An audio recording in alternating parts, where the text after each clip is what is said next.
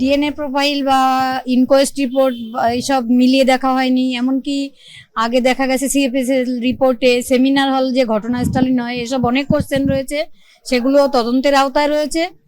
CBI তাড়াতাড়ি তদন্ত করে যত তাড়াতাড়ি দ্রুত আমার মেয়ের ন্যায় বিচার দেবে, আমরা তত তাড়াতাড়ি চেষ্টা করব যাতে তাড়াতাড়ি আমার মেয়ের ন্যায় বিচারটা পাই। আমরা তো আগেই বলেছি, আমাদের প্রশাসনিক যখন তদন্ত চলছিল সরকারে, তখনও যে যতটা যেভাবে এগিয়েছিল তাতেও যা বলেছিল, এখন কেন্দ্রীয় সরকারের হাতে সিবিআই করছে। সিবিআই বলেছে এটা বিচারাধীন মামলা, আমরা এর বিরুদ্ধে কিছু বলছি। এটা তো ট্রায়াল কোর্টেও দিয়েছিল, তাই একজন ব্যক্তি কনভিক্টেড হয়েছিল। তাহলে এইটা প্রশ্নটা এখানে নতুন এসে সিবিআই বলে দেবে 10 জন ধর্ষণ করেছে, এটা এক্সপেক্টেড নয়। প্রশ্নটা এখানে ধর্ষণ না গণধর্ষণে আটকে গেলে হবে না। সিবিআই তার সাবমিশন, এটা তো ট্রায়াল কোর্টেও দিয়েছিল, তাই একজন ব্যক্তি কনভিক্টেড হয়েছিল। সিবিআই বলছে লার্জার কনস্পিরেসি হয়েছে, সিবিআই বলছে এভিডেন্স ডিস্ট্রাকশন হয়েছে। তাহলে একজন যদি এখানে আপনার ইনভলভ থাকে, তাহলে কি সঞ্জয় রায়কে বাঁচানোর জন্য লার্জার কনস্পিরেসি হতে পারে? আরও তদন্তের প্রয়োজন।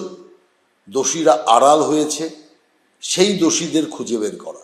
সেই জন্য আদালত কিন্তু একটা প্রশ্ন সিবিআইকে করেছে যে আপনি কাদের কাদের এখনো পর্যন্ত জেরা করেছেন তার তালিকা দিন।